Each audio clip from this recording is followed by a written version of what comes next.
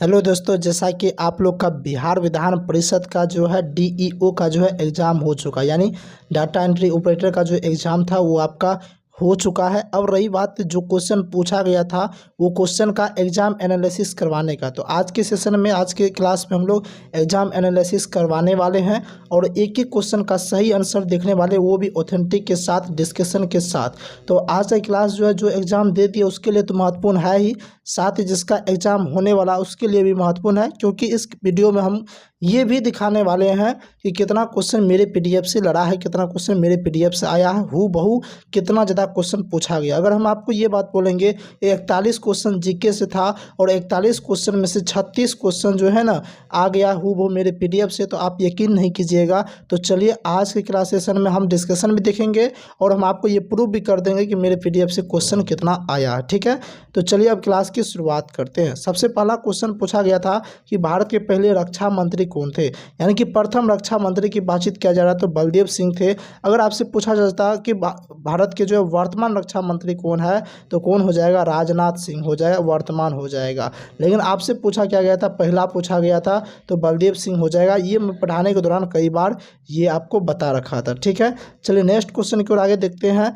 Next question कहता है किस संवैधानिक संशोधन द्वारा, यहाँ पे देखिए, किस संवैधानिक संशोधन द्वारा मूल कर्तव्यों को जोड़ा गया था। तो मूल कर्तव्यों को किस संवैधानिक संशोधन द्वारा जोड़ा गया था, ये क्वेश्चन जो है हम अच्छे तरीके से समझा दिए थे, पढ़ा दिए थे, उस साथ ही और मेरे पीडीएफ में भी दिया हुआ है। तो अगर आपको ऐसा लग रहा है कि नहीं भाई साहब मेरे पीडीएफ में नहीं दिया है, तो आप लोग यहाँ खुद देख लीजिए कि देखिए, आप जब जाइएगा मेरा भारत का संविधान, आप पीडीएफ में जाइएगा, भारत का संविधान पीडीएफ का नाम होगा और भारत का संविधान में आप क्वेश्चन नंबर 259 देखिएगा तो वहाँ पे क्लियर तौर पे लिखा हुआ है कि मौलिक कर्तव्य किस संविधान संशोधन के तहत शामिल किया गया था, 42वां संविधान संशोधन के तहत, यानी कि आपका ये आपका राइट आंसर हो जाता है। ठीक है, तो आप छोड़ दीजिए वो सब बात और देखिए हूबहू क्वेश्चन आया कि नहीं आया, आप खुद देख लीजिए। मौलिक कर्तव्य मूल कर्तव्य एक ही होता है, ये तो सब जानता है। तो देखिए किस संविधान संशोधन, 42वां, ऑप्शन ए राइट आंसर हो जाएगा। 86वां संविधान संशोधन 2002 के तहत जो है ना 11वां मौलिक कर्तव्य जोड़ा गया था, जिसमें शिक्षा के अधिकार को लेकर बातचीत किया गया था। टोटल मौलिक कर्तव्य वर्तमान में कितना है, 11 मूल कर्तव्य, यानी कि मौलिक कर्तव्य कहाँ से लिया गया है, रूस से लिया गया। ये बात आपको याद रखना है। अच्छा, पूछेगा कि कौन सा अनुच्छेद में है, तो 51 का क अनुच्छेद में आता है। पूछेगा भाग पूछ देगा तो भाई साहब क्या हो जाएगा, भाग हो जाए 4 का क के अंतर्गत मूल कर्तव्य यानी कि मौलिक कर्तव्य आता है। इन सभी बातों को आप लोग याद रखिएगा। इंदिरा गांधी के सरकार में बनी थी मौलिक कर्तव्य। ठीक है, पहले 10 बना था सरदार स्वर्ण सिंह समिति के द्वारा, फिर 11वां 86वां संविधान संशोधन के तहत जोड़ा गया। मैंने यहाँ अच्छे तरीके से डिस्कशन आपको करवा दिया क्योंकि जिनका एग्जाम है वहाँ से संबंधित क्वेश्चन आएगा ही आएगा। ठीक है, नेक्स्ट क्वेश्चन, अंतर्राष्ट्रीय न्यायालय के प्रथम भारतीय न्यायाधीश कौन थे।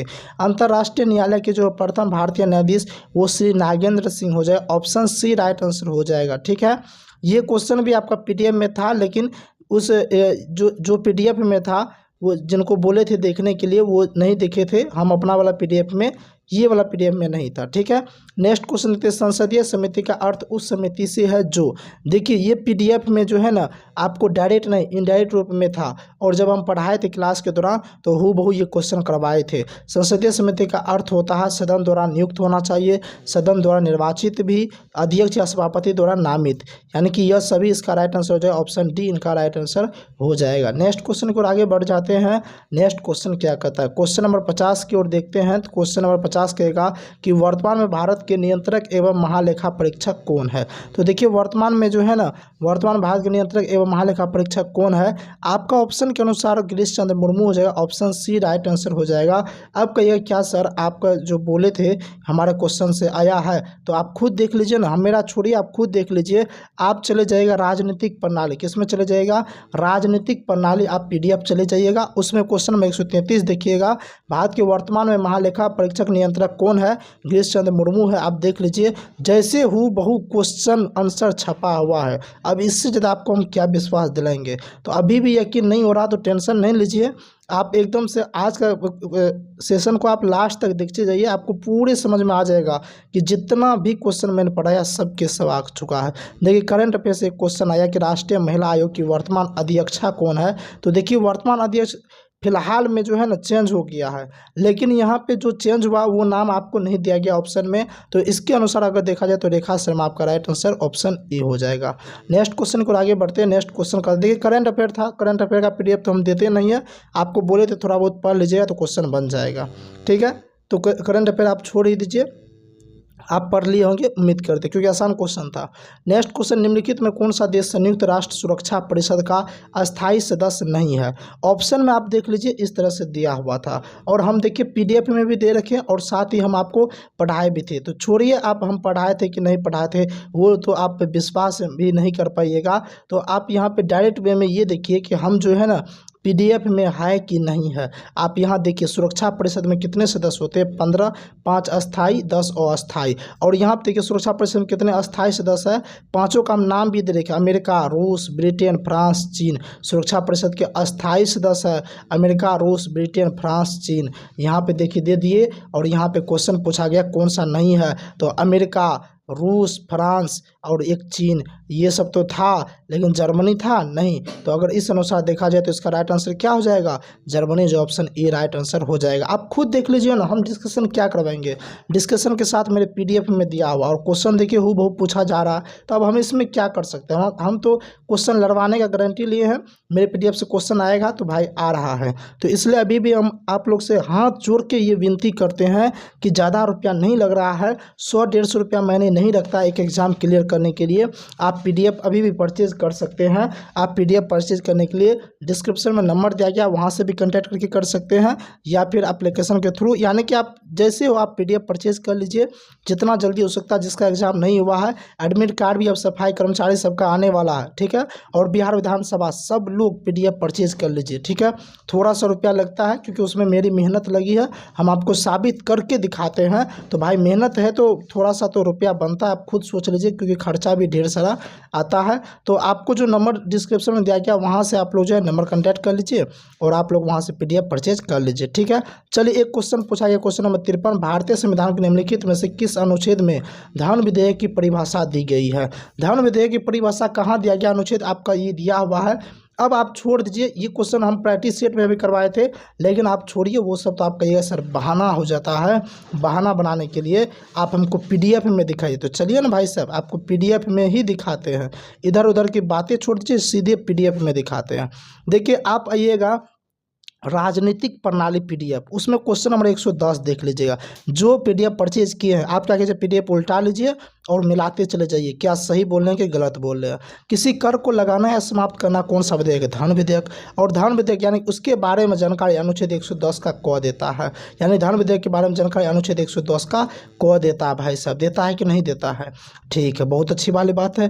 धन विधेयक को लेकर समस्त निर्णय लोकसभा का अध्यक्ष और अनुच्छेद 110 के ग ये बात बोलता है। और देखिए अनुच्छेद 110 का को भी दिया रहता तो भी आप छांट देते, लेकिन आपसे उतना ज़्यादा हार्ड नहीं पूछा, आपसे डायरेक्ट अनुच्छेद पूछा। 100 को व छोड़ दीजिए, तो डायरेक्ट अनुच्छेद 110 ऐसे भी टिक कर सकते थे, ऑप्शन ए राइट आंसर हो जाएगा। नेक्स्ट क्वेश्चन की ओर आगे बढ़ते हैं। नेक्स्ट क्वेश्चन क्या कहता है, नेक्स्ट क्वेश्चन कहता है निम्नलिखित में से किस संविधान संशोधन के द्वारा अनुच्छेद 21 के ए को भारतीय संविधान में जोड़ा गया? तो देखिए संविधान संशोधन 21 ए को, यही ना 21 ए कहिए 21 को कही, किसके थ्रू जोड़ा गया? इसमें जो है ना शिक्षा को लेकर जो है बातचीत किया गया है। तो चलिए हम आपको यहाँ पे डायरेक्ट वे में भाई साहब दिखा देते हैं कि क्वेश्चन आया है कि नहीं आया। यहाँ देखिए इस बोला जा रहा है शिक्षा का अधिकार को मौलिक अधिकार का दर्जा दिया गया, और बोला गया कि 86वां संविधान संशोधन 2002 के तहत दिया गया। और यहाँ डिस्क्रिप्शन में लिखा हुआ है कि इसके तहत यानी 86वां संविधान संशोधन 2002 के तहत भारतीय संविधान अनुच्छेद 21 के क को जोड़ा गया। किसका क कहिए 21 का ए कहिए, बात बराबर है, काफ़ी बार समझाए थे।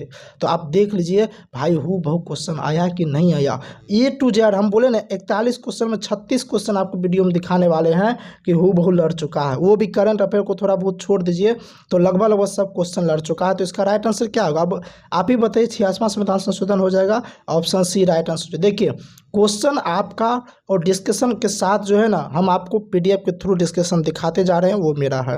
नेक्स्ट क्वेश्चन, भारत के राष्ट्रीय मानवाधिकार आयोग के प्रथम अध्यक्ष कौन थे?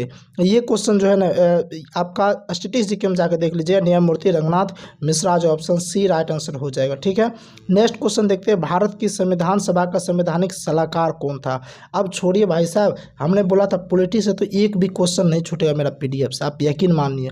लेकिन आप यकीन माने थे? नहीं माने थे। नहीं माने थे तो अब पछताइए, कोई वाली बात नहीं। अगर पढ़ के गए होंगे तो आज सही करके आए होंगे, क्योंकि आप यहाँ देख लीजिए, आप भारत का संविधान पीडीएफ खोलिएगा और वहाँ पे आपको क्या करना, क्वेश्चन नंबर 70 देख लेना है। देखिए हूबहू क्वेश्चन है, संविधान सभा का संवैधानिक सलाहकार किसे चुना गया था? BN रॉ को चुना गया था। तो अब हमको आप ही बताइए कि इसका राइट आंसर क्या होगा, इस क्वेश्चन का राइट आंसर क्या होगा? आप ही बताइए ना कि संविधान सभा का संवैधानिक सलाहकार कौन था? तो BN रॉ था, ऑप्शन ए राइट आंसर हो जाएगा। अब बात ही छोड़िए भाई साहब, डायरेक्ट आइए यहाँ पे देखिए, खुसरो किस मुगल बादशाह का पुत्र था? तो जहांगीर का था। देखिए खुसरो के बारे में मेरे पीडीएफ में दिया हुआ है, लेकिन हूबहू ये क्वेश्चन नहीं दिया था, लेकिन जब क्लास करवाए थे तो हम ये बात वहाँ पे बताए थे अच्छे तरीके से। ठीक है, चलिए नेक्स्ट क्वेश्चन देखते हैं। नेक्स्ट क्वेश्चन, विश्व पृथ्वी दिवस कब मनाया जाता है? यहाँ पे देखिए नेक्स्ट क्वेश्चन क्या है कि विश्व पृथ्वी दिवस कब मनाया जाता है। अब छोड़िए कब मनाया जाता है, वो हम छोड़िए, हम काहे के लिए बताएंगे, क्योंकि आप मेरा पीडीएफ ही बताएगा इसका राइट आंसर। यहाँ देखिए आपको चले जाना, समसामयिक विषय पीडीएफ होगा। एक पीडीएफ का नाम होगा समसामयिक विषय, जिसको हम बोले थे स्टैटिस्टिक्स जीके भी हम आपको बोले थे, अंतर्राष्ट्रीय सबके बारे में दिया हुआ। ठीक है, स्टैटिस्टिक्स जीके का, उसका क्वेश्चन नंबर 328 चले जाएगा। वहाँ लिखा हुआ पृथ्वी दिवस कब मनाया जाता है? 22 अप्रैल को मनाया जाता है। हूबहू क्वेश्चन है, आप देखिए ना, जैसा मेरा क्वेश्चन आंसर था वैसा क्वेश्चन आंसर यहाँ पे पूछ दिया। अब इससे ज़्यादा प्रूफ क्या दे सकते हैं? इसका राइट आंसर क्या हो जाएगा? 22 अप्रैल, जो ऑप्शन ए राइट आंसर हो जाएगा। नेक्स्ट क्वेश्चन को आगे बढ़ते हैं। तो नेक्स्ट क्वेश्चन क्या कहता है? नेक्स्ट क्वेश्चन कहता है, निम्नलिखित में से किस प्रदेश में पिग्मी पाए जाते हैं? तो पिग्मी जो है ना, देखिए भूमध्य रेखीय वन में पाए जाते हैं, और भूमध्य रेखीय को ही विषुवत रेखीय बोला जाता है। तो ऑप्शन सी इसका राइट आंसर हो जाएगा। ये तो आपका ज्योग्राफी का क्वेश्चन था। ठीक है, नेक्स्ट क्वेश्चन देखते हैं, कहता है विश्व जनसंख्या दिवस डैश को मनाया जाता है? विश्व जनसंख्या दिवस कब मनाया जाता है? भाई साहब आप लोग फटाफट से कमेंट करके बताइए, अगर नहीं कमेंट करके बताइए मेरा पीडीएफ बताएगा। देखिए यहाँ लिखा हुआ विश्व जनसंख्या दिवस, ये भी स्टैटिस्टिक्स जीके समसामयिक विषय का पीडीएफ में क्वेश्चन नंबर 333 जाइएगा, उसका यहाँ पे लिखा विश्व जनसंख्या दिवस 11 जुलाई को मनाया जाता है। तो अब भाई साहब आप खुद बताइए कब मनाया जाता है? कहिएगा 11 जुलाई को। तो कौन ऑप्शन में? ऑप्शन डी में। ऑप्शन डी को टिक करिए और आगे बढ़ते चलिए। नेक्स्ट क्वेश्चन देखिए क्या कहता है। नेक्स्ट क्वेश्चन कहता है, प्रथम भारतीय महिला जिसने 2000 में ओलंपिक पदक जीता। ये क्वेश्चन काफ़ी आसान क्वेश्चन है, लूसेंट का हम बोले तो स्टैटिस्टिक्स जीके थोड़ा पढ़ लीजिए, तो वहाँ पे है। तो कर्णम मल्लेश्वरी हो जाए, ऑप्शन ए इनका राइट आंसर हो जाएगा। ठीक है, ये मेरे पीडीएफ में नहीं था, जो बात है वैसा बात है, कुछ क्वेश्चन नहीं था, बाद बाकी सब था। नेक्स्ट क्वेश्चन, आंध्र भोज के रूप में कौन जाना जाता था? तो आंध्र भोज के रूप में कृष्ण देव राय जाना जाता था। ऑप्शन सी इसका राइट आंसर हो जाएगा। नेक्स्ट क्वेश्चन पर आगे बढ़ते हैं। निम्नलिखित में से किसे काकोरी षड्यंत्र कांड में आजीवन कारावास हुआ? ये क्वेश्चन जो है ना, काकोरी षड्यंत्र केस से संबंधित सारा कुछ पीडीएफ में दिया हुआ, लेकिन पीडीएफ में ये हूबहू नहीं है, लेकिन हम जब पढ़ाए थे मॉडर्न हिस्ट्री तो वहाँ पे हम ये बताए थे। इसका राइट आंसर क्या हो जाएगा? सचिंद्र नाथ सन्याल, ऑप्शन डी इनका राइट आंसर हो जाएगा। नेक्स्ट क्वेश्चन देखिए कि निम्न में किस देश के साथ रेड क्लिप रेखा भारतीय सीमा बनाती है? देखिए हम जो आज के सेशन में आपको ये दिखाने हैं ना कि क्वेश्चन कहाँ कहाँ से आया है, तो हम सिर्फ पीडीएफ से दिखा रहे हैं। अगर हम क्लास से भी दिखाने लगे ना तो करंट को छोड़ के सब क्वेश्चन आ चुका है, करंट को छोड़ के क्लास अगर दिखा दे तो, लेकिन क्लास का छोड़िए काफ़ी लंबा चला जाएगा, हम पीडीएफ का दिखाते हैं। पूछा गया कि रेड क्लिप रेखा, और यहाँ लिखा हुआ भारत एवं पाकिस्तान के बीच रेड क्लिप रेखा है। और हम जब पढ़ाए थे तो इसमें ट्रिक क्या बताए थे जानते हैं? बोले थे कि पाकिस्तान जो है ना भाई वो रेड एरिया है, पाकिस्तान एकदम रेड एरिया, और रेड एरिया में एकदम से नहीं जाना, तो रेड एरिया हो जाए पाकिस्तान, तो भारत और क्या हो जाए पाकिस्तान, जो ऑप्शन डी राइट आंसर हो जाएगा। ठीक है, और मैकमोहन बोले थे चीन के साथ, अगर बोलेगा चीन के साथ कौन सा होगा तो मैकमोहन रेखा हो जाए, याद रख लीजिएगा। ठीक है, नेक्स्ट क्वेश्चन देखते हैं। नेक्स्ट क्वेश्चन देखते हैं, निम्न में कौन सी नदी गंगा नदी की सहायक नदी नहीं है? नहीं पूछा गया है। देखिए गंगा नदी की हम सहायक नदी आपको बताए थे, आपको सारा कुछ था गंगा नदी का सहायक नदी, अब आपको ऑप्शन से छांटना था। तो सोन तो है ही भाई साहब, गोमती भी है, रामगंगा भी है। इसका राइट आंसर ऑप्शन बी जो है बेतवा नदी जो है ये गंगा की सहायक नदी नहीं है। नेक्स्ट क्वेश्चन की ओर आगे बढ़ते हैं। नेक्स्ट क्वेश्चन क्या कहता है? नेक्स्ट क्वेश्चन कहता है, निम्न में निम्न में से कौन सा राष्ट्रीय पार्क उत्तर प्रदेश में स्थापित है। अब आपको बताना उत्तर प्रदेश में कौन सा जो है ना राष्ट्रीय पार्क स्थापित है। ये क्वेश्चन भी चलिए ना भाई साहब आपको हम दिखा ही देते हैं, क्यों आप कहिएगा कि सर ये क्वेश्चन नहीं आया है। तो चलिए हम आपको हूबहू भाई साहब ये क्वेश्चन दिखा देते हैं। देखिए जब आप जाइएगा स्टैटिस्टिक्स जीके में जाइएगा, आप जब स्टैटिस्टिक्स जीके में जाइएगा तो आपको स्टैटिस्टिक्स जीके में अच्छे तरीके से मालूम होगा कि यहाँ पे एक मिनट थोड़ा सा वेट कर लीजिए। आप जब स्टैटिस्टिक्स जीके वाला मेरे पीडीएफ में जाइएगा तो वहाँ पे एक एक करके सबके बारे में दिया हुआ। देखिए दुधवा राष्ट्रीय उद्यान तमिलनाडु यहाँ पे दिए, काजीरंगा राष्ट्रीय उद्यान गेंडा के लिए काजीरंगा असम में है भाई साहब। भारत का प्रथम राष्ट्रीय उद्यान के कॉर्बेट नेशनल पार्क हो जाएगा, कान्हा नेशनल पार्क मध्य प्रदेश में है। जिम कॉर्बेट राष्ट्रीय उद्यान ये हम आपको छोड़ दिए थे, बोले थे कि आप लोग पता करके आराम से बना लीजिएगा। तो भाई साहब जब हम सारा कुछ आपको बता ही दिए हैं तो फिर आप टेंशन किस चीज़ का लेते हैं। और इसका राइट आंसर अब आप क्लिक कीजिएगा, जो नहीं क्लिक कीजिए आप जाके पीडीएफ पढ़ लीजिए और उसके अनुसार आपको राइट आंसर भाई साहब आपको क्लिक करना है कौन सा जो है उत्तर प्रदेश में हो जाएगा। ठीक है, चलिए नेक्स्ट क्वेश्चन की ओर आगे बढ़ते हैं। ये क्वेश्चन आप लोग के नाम पे छोड़ देते हैं। चलिए नेक्स्ट क्वेश्चन है कि निम्न में कौन सी जगह पर उत्तरी पश्चिमी रेलवे का मुख्यालय। ये क्वेश्चन मेरे पीडीएफ में नहीं है क्योंकि मुझे लगा रेलवे संबंधित तो नहीं पूछना चाहिए, लेकिन पूछ दिया भाई साहब। इसका राइट आंसर जो ऑप्शन सी राइट आंसर हो जाएगा। हाँ, जिनका भी एग्जाम नहीं हुआ है आप जो है ना ये उत्तरी पश्चिमी रेलवे यानी कि जो भी रेलवे का मुख्यालय है उस चीज़ को याद कर लीजिए, एक क्वेश्चन वहाँ से दे दिया जाता है।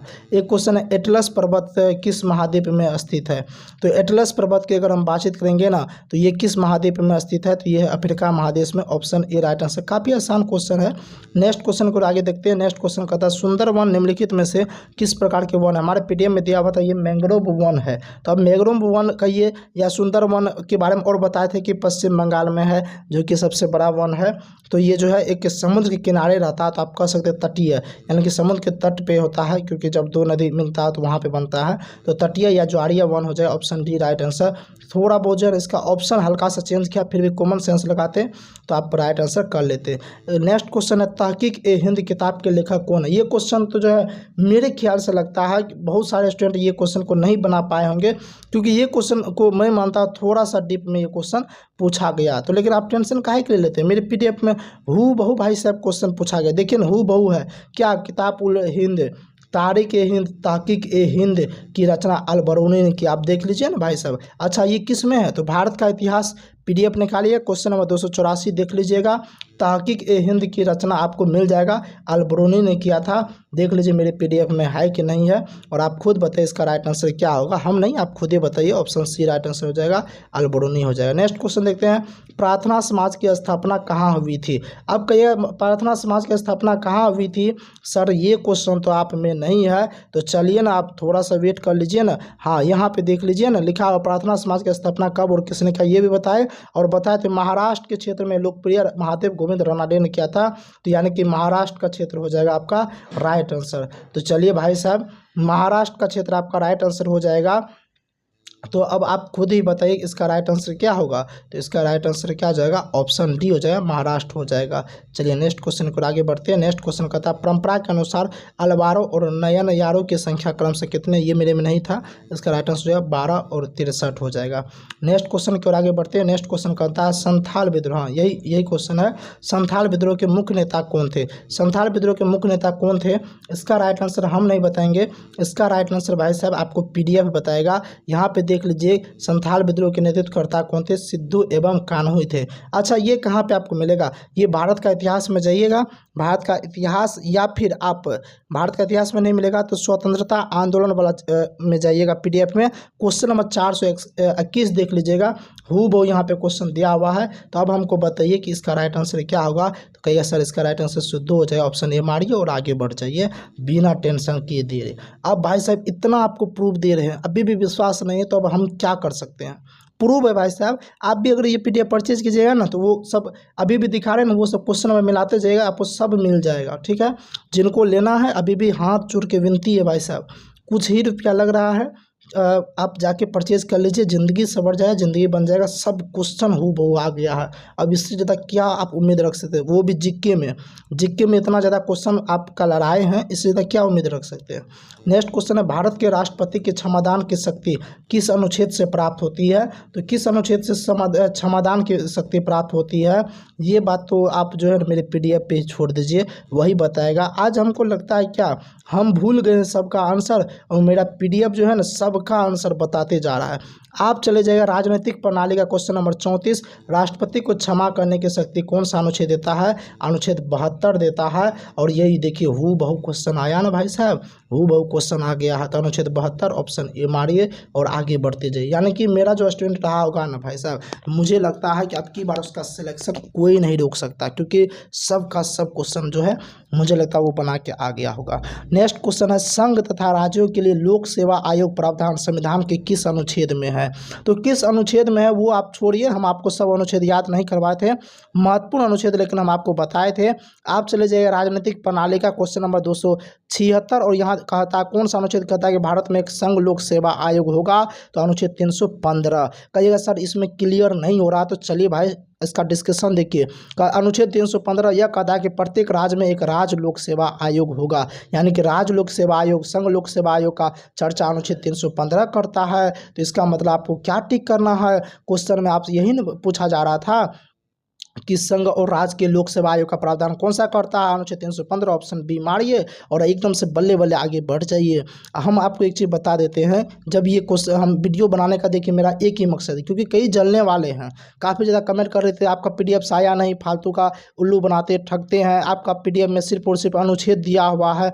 अरे भाई साहब अनुच्छेद से 2 से 3 क्वेश्चन आता है तो हम देंगे ना PDF में, जहाँ से क्वेश्चन पूछा जाएगा वो तो देंगे ही ना।